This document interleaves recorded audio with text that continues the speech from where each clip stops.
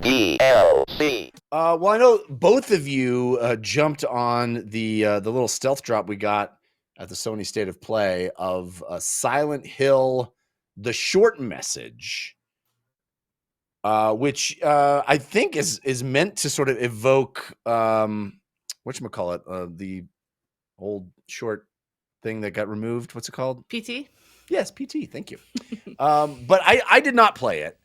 I'm not a huge Silent Hill fan, not a huge horror game fan. But tell me, Haley, what your impression of it? I think you played it on stream, right? Yeah, me and Sarah at MedMax as well streamed it together. She was my emotional support friend because I also have never played a Silent Hill thing, but like this is my year to try new things to see if I'd like it. So I'm like, hey, a 2-hour Silent Hill. If I beat this, my gamer resume can say I've played a Silent Hill game. Sure, that feels good. So we played it and we beat the whole thing. Ultimately, we felt kind of icky about the way that certain messaging was portrayed, and we were happy it was a short message, just like a 2-hour thing. It talks about, self-harm, suicide, all these really precarious subjects. And while games talk about those subjects all the time, it made them like the game loop. So we were just kind of like, they had the, suicide hotline thing coming up every time you did a loop, and also at the end and at the start of the game when you're kicking on. And yeah, ultimately at the end of the day, it was kind of like, ew, I don't know if that was the best way to handle those topics. And maybe that's why it never really got fleshed into a whole game. But we almost kind of felt like at the end of it, that could have just been the short message. Like, we don't really know why the Silent Hill, the short message, had to be looped in with it, because it almost kind of felt like just a thing they tried out, a plot point. They said, let's see how this works. And we were kind of like, it also really focuses on like young girls and the bullying things that they can go through. Yeah. And sometimes that also, from a female perspective, we were like, ew, that kind of felt like a guy wrote that. But anyways, whatever. Probably it was because a guy wrote that. Maybe. Yeah. Was it in first person? It was in first person. Yeah. Yeah. Yeah. I thought so. That's a departure kind of from the Silent Hill, template. And it was also repeating areas going over. So very PT, like, oh, I'm back at square one. Let's go around again. A longer loop than PT, certainly. But it was definitely playing on those concepts with just like a new story, I guess. Mm-hmm. Christian, what was your take on the short message? Well, they had me at short. You put short in your game. I'm like, I'm going to download it. And then free was even better. And then I really just downloaded it to have it on my hard drive in case it also gets delisted like PT, so I can send my kids to college with my PS5 with Silent Hill, the short message on it. I joke. I want to start with the things I really liked about this game. It looks gorgeous. It looks absolutely gorgeous. The environments you're in, there's a room, you see... as they mentioned, it loops.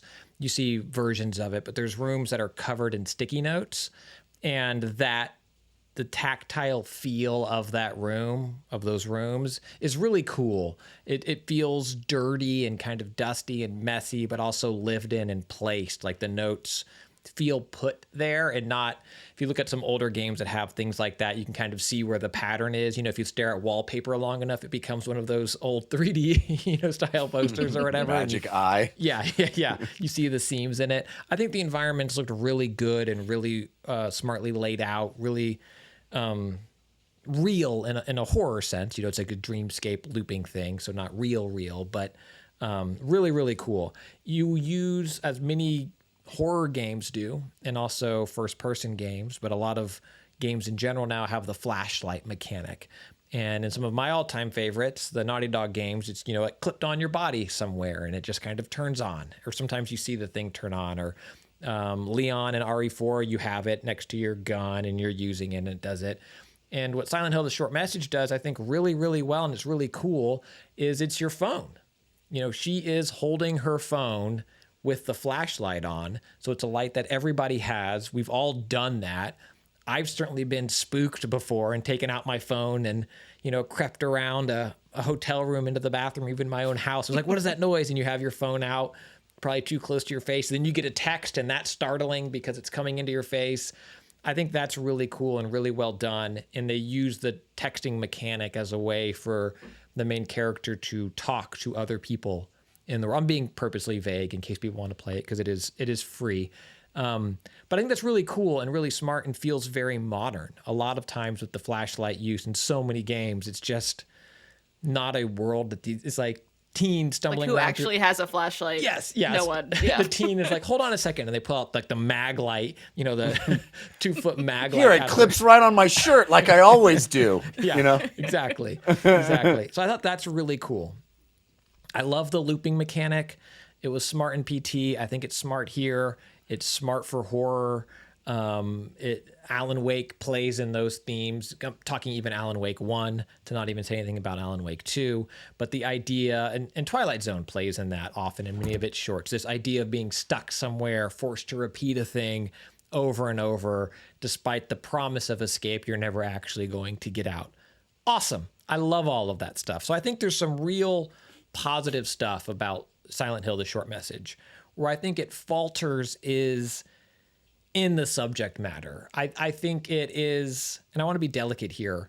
I have good friends who have lost people to trigger warning, self-harm, suicide. It's a very serious issue, so I don't want to breeze over it or speak lightly over it. This game, I think, tries to handle it with care and tact, which I do appreciate. And as Haley mentioned, they do, I think, a good job of acknowledging how serious this is. This game came out the same week that Mark Zuckerberg turned around and confronted and talked to parents in Congress whose children killed themselves because of online bullying and the horrible things that they had to live through. And it is very much a real moment in our society. And as father of 2 young children who have yet to go into middle school and really experience that, it's not fun, right? So I want to say that to say I understand the subject matter. I understand that it's ripe for horror. I think horror should pull on the onion of real life fears. I think Jordan Peele does that masterfully. I think Hitchcock did that masterfully. I think in this game, however, it comes across a little too, I'm saying the thing. Bullying is bad, Jeff, and I am being bullied, and bullying is bad because I'm a girl, and I'm going to be called a promiscuous girl. It just feels very like on the nose, very just flatly delivered, this idea of these themes. It felt like there's no metaphor in a horror game, which oftentimes that is the metaphor, is the horror. And this just kind of kept saying the thing over like, man, Cindy killed herself. I'm going to kill myself. That is sad. We will kill ourselves. And so even though it's a short game, it felt like it kind of misses the mark, I think, in what the story it's trying to tell. And I think that's a bummer because I think there is something here, but I don't think they quite found it yet. So while I don't regret my time with it, I don't think it will have the PT effect. I don't think it will get folks salivating for what is next, hoping there's more of this. I think it feels a little flat and one-sided and not disrespectful, but not doing what it's perhaps setting out to do with the themes in which it's working. Fumbled a bit. Yeah. You can get the full audio version of this show by subscribing to the RSS feed, which you can find at dlcpod.com.